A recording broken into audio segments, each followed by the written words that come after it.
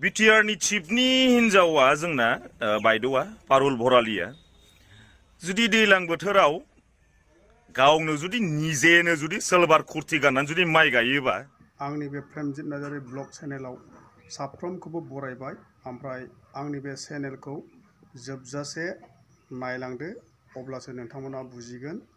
दायो लोगोफोर ससियेल मिडियायाव मोनसे गोसारदों दे जे जाय दिनै बिटिआर नि चिफ प्रमद बर' सारनिनो अनजालि बिसि बिथाङा दिनै माइ गायनायनि गावनि फिसाजों लोगोसे माने माइ गायनाय माखासे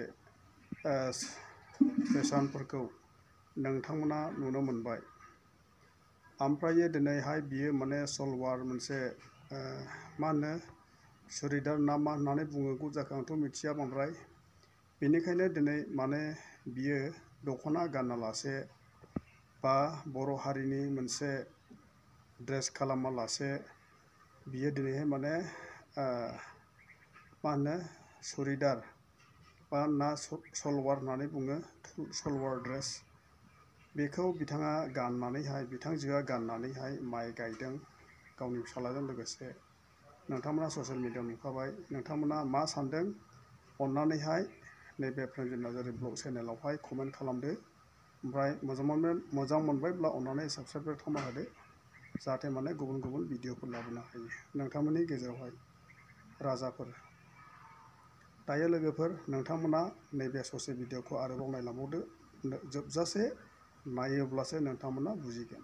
हामबायसै बिदिब्ला थेंकिउसै।